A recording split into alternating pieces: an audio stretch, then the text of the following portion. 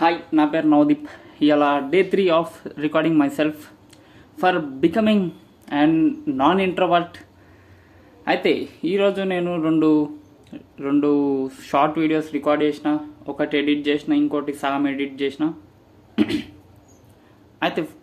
అయితే నేను అనుకుంటుంది ఏంటంటే, మన లైఫ్ని ఫుల్ఫిల్గా పర్పస్ఫుల్గా బతకాలంటే మనకు కావాల్సింది ఫోకస్.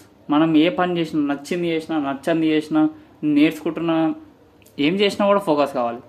దానికి మెయిన్ మనం ఫోకస్ చేయకపోవడానికి కారణం డిస్ట్రాక్షన్. సో ఆ డిస్ట్రాక్షన్ పోగొట్టుకోవాలంటే ఈ ఫోనే ఎక్కువ పెద్ద డిస్ట్రాక్షన్. అండ్ దాన్ని పోగొట్టుకోవాలంటే ఫస్ట్ నేను అనుకుంటుంది ఏంటంటే ఏమేమి మాట్లాడాను నేను. సో నేను అనుకుంటుంది ఏంటంటే ఫస్ట్ షార్ట్స్ని, రీల్స్ని చూడడం మానేయాలి.